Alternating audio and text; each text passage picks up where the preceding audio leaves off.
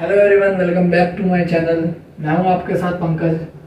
आज last topic, जो past adjustment का लास्ट टॉपिक, चैप्टर का नहीं, जल्दी में नहीं, पास्ट एडजस्टमेंट का एक टॉपिक और रह गया था जिसकी मैंने सिर्फ एंट्री समझाई थी, बताया नहीं था कैसे करना है। आज उसको करेंगे और गारंटी का भी एक टॉपिक करेंगे।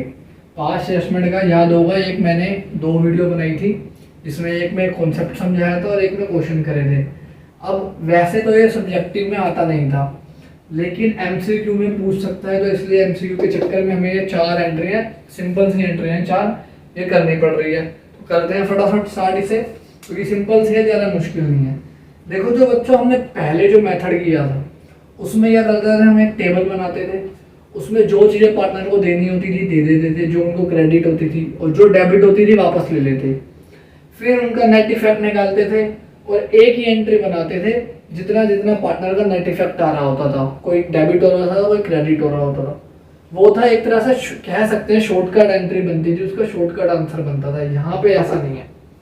यहाँ पे अगर सब्जेक्टिव हो तो बहुत सारी जनरल एंट्रियाँ बनती है, कोई वर्किंग नोट का अकाउंट नहीं बनता। और इसमें क्या है, इसमें एक अकाउंट बनता है P&L एडजस्टमेंट अकाउंट। यही आपकी चारों एंट्रियों में आ रखा है। P&L एडजस्टमेंट क्या होता है, जब P&L में कोई गलती हो गई उसको सही करने के लिए एक अकाउंट बनता है P&L एडजस्टमेंट अकाउंट। तो यहाँ पे ये अकाउंट खुलेगा। अब 4 एंट्रियाँ हैं। देखो, फर्स्ट एंट्री किस चीज़ की है, जैसे हम पार्टनर्स को IOC देते हैं, सैलरी देते हैं, कमीशन देते हैं, तो जो जो चीज़ उनको देना भूल गए हैं उसमें उस केस में ये वाली एंट्री पास होगी। P&L adjustment account debit to partners capital या करंट अकाउंट। कैपिटल और करंट आपको पता है कब यूज होगा। अब जो ये P&L एडजस्टमेंट, मान लो मैंने पार्टनर को सैलरी नहीं दी, 20,000 सैलरी है, तो यहाँ भी 20,000 आ जाएगा और यहाँ भी 20,000 आ जाएगा। सपोज करके चलते हैं एक ही पार्टनर है, ज़्यादा पार्टनर होंगे तो ज़्यादा का नाम आ जाएगा। मान लो 2 को सैलरी देनी थी, तो ऐसे ही इसमें IOC की अलग एंट्री बनेगी, कमीशन की अलग बनेगी, सबकी सेपरेट अलग एंट्री बनती है। और ये इसकी अपोजिट एंट्री है। जब हम पार्टनर से कोई चीज़ लेते हैं, क्या लेते हैं, जैसे IOD, तो IOD अगर उनसे वापस लेंगे तो उनकी कैपिटल कम हो जाएगी, इसलिए पार्टनर्स कैपिटल या current account debit to P&L adjustment account. MCQ में आ सकता है, ध्यान से देख लेना, ठीक है। अब क्या होगा, उसमें भी आपको याद होगा जब हमने किया था उसमें हम स्टेप्स फॉलो करते थे, उसमें हम एक पॉइंट निकालते थे, स्टेप 4 था करेक्ट प्रॉफिट निकालना। तो यहाँ पे भी हमें प्रॉफिट या लॉस निकालना पड़ेगा। जो जो चीज़ें हम पार्टनर को दे रहे हैं वो सारी हमारे लिए लॉस है, जो जो हमें पार्टनर से मिल रही है वो हमारे लिए प्रॉफिट है। मान लेते हैं IOD हमारा है 2 लाख रुपए और IOC सैलरी ये दोनों है मान लो 1 लाख और 50,000। अब यहाँ पे क्या आ रहा है, प्रॉफिट 50,000 रुपये का प्रॉफिट आ रहा है। ये माइनस वाले हैं और वो प्लस वाला है, तो ये 50,000। प्रॉफिट के केस में ये एंट्री बनेगी। पार्टनर प्रॉफिट में बांटोगे उनकी रेशो में, तो उनकी कैपिटल बढ़ जाएगी, तो क्रेडिट कर दी और P&L एडजस्टमेंट अकाउंट तो आएगा ही आएगा। और अगर लॉस है तो ये एंट्री बनेगी, पार्टनर की कैपिटल डेबिट हो गई और to P&L adjustment account. Simple सी 4 एंट्रियाँ हैं, कोई भी एक पूछ सकता है पेपर में।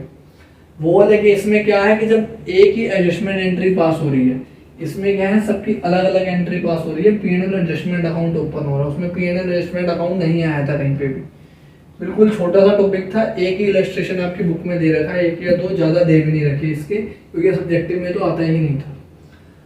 अब इसके बाद चैप्टर का लास्ट टॉपिक गारंटी। गारंटी में भी मैंने आपको बताया था कि 2 केस हैं, एक तो गारंटी सिर्फ सिंगल पार्टनर ने दी है और एक सारे पार्टनर्स ने दी है। तो वो करते हैं गारंटी टॉपिक स्टार्ट, और उसको सीधा एमसीक्यू से करेंगे, सब्जेक्टिव वाइज नहीं करेंगे, क्योंकि सब्जेक्टिव वाइज करने का कोई फायदा नहीं है। इससे अच्छा हम जितने में एक सब्जेक्टिव का टाइम लगाएंगे इतने में 8-10 एमसीक्यू निपटा देंगे।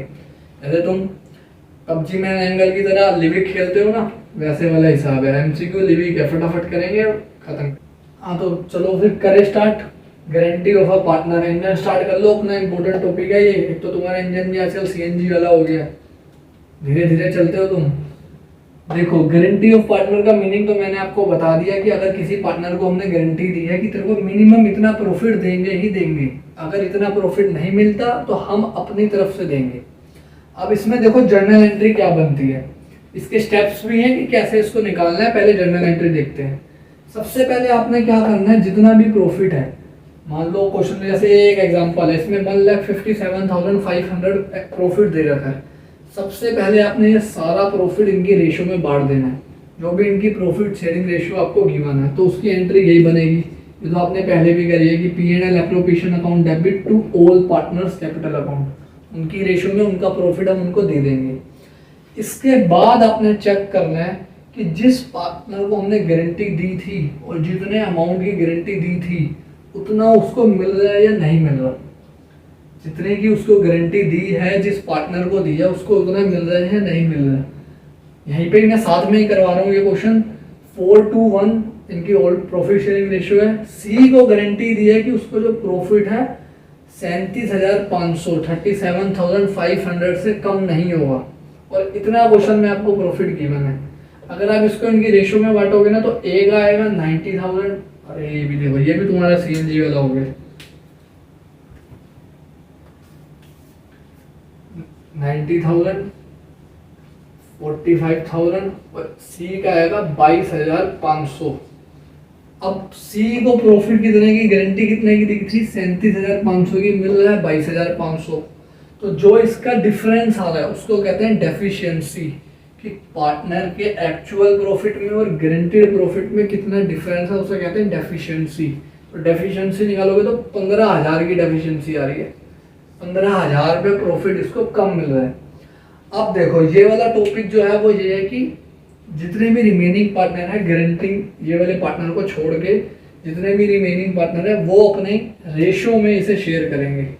या तो क्वेश्चन में मेंशन होगा कि किस रेशो में वो डेफिशिएंसी को बॉन्ड करेंगे, अगर मेंशन नहीं है तो हमेशा अपनी प्रॉफिट शेयरिंग रेशो में करेंगे। ठीक है, तो अब 15,000 को ये दोनों बॉन्ड करेंगे। अब क्वेश्चन में वो किसी का भी प्रॉफिट पूछ सकता है, मोस्टली इन दोनों का ही पूछेगा, क्योंकि इनका तो हमें इसका तो हमें पता है, निकाल देंगे और जितनी डेफिशिएंसी है वो ऐड कर देंगे। अब ए के प्रॉफिट की अगर मैं बात करूं तो पहले इसको मिल रहा था 90,000।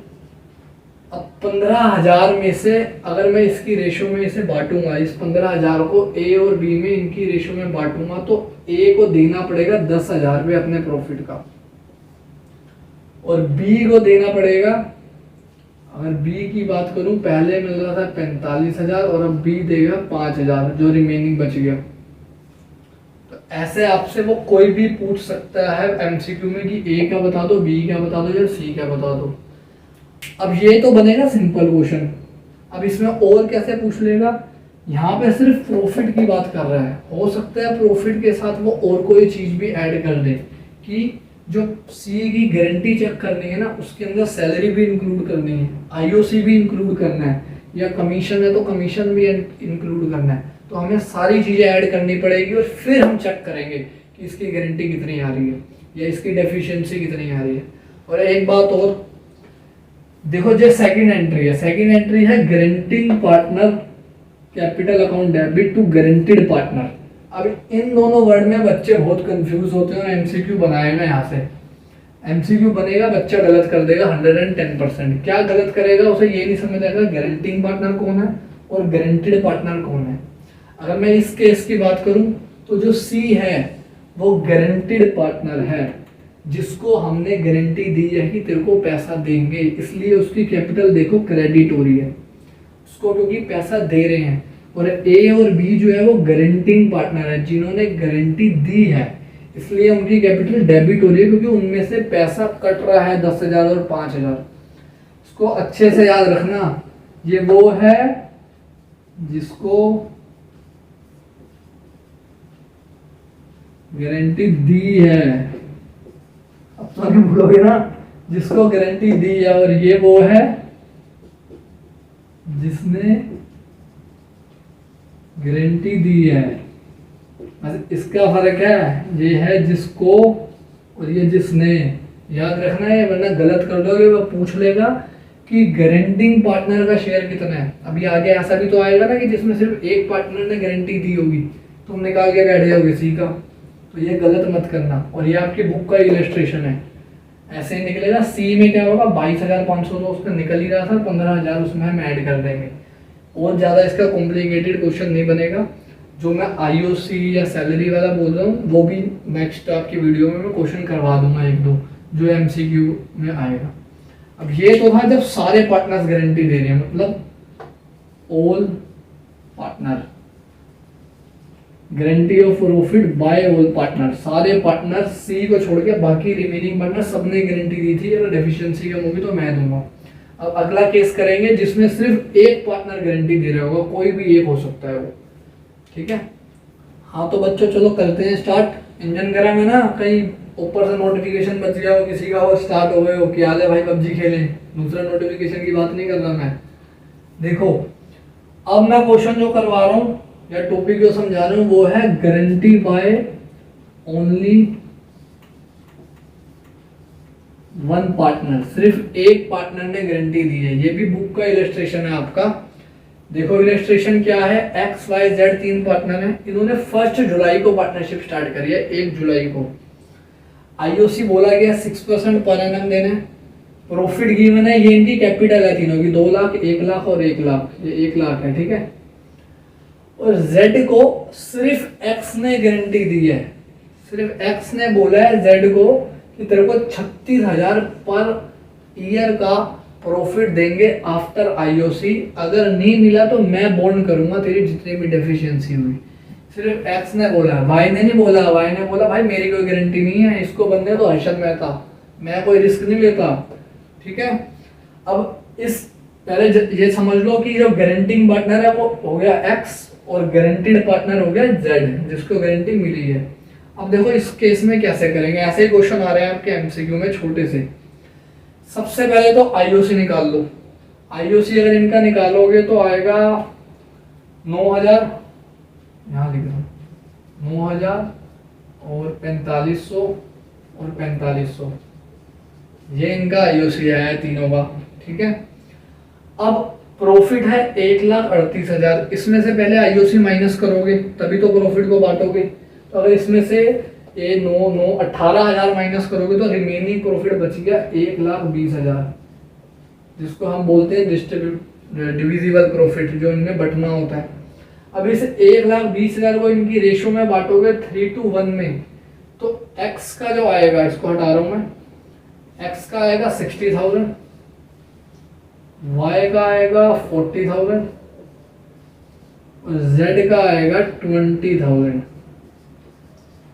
Z को गारंटी कितने की दी थी, 36,000 की, और मिल कितना आ रहा है, सिर्फ 20,000, तो 16,000 रुपए की डेफिशिएंसी आ गई इसकी। डेफिशिएंसी का फॉर्मूला भी निकाल सकते हो, बन सकता है कि actual profit minus guaranteed profit, minus कर दो तो डेफिशिएंसी आ जाती है 16,000। अब कौन देगा ये सारा का सारा 16,000, एक्स और वाई मत लिख देना, सिर्फ एक्स में से माइनस होगा 16,000। वो जान के पूछ लेना वाई का बताओ, तुम वाई में से भी माइनस कर दोगे शेयर में बांट के, ऐसा नहीं करना।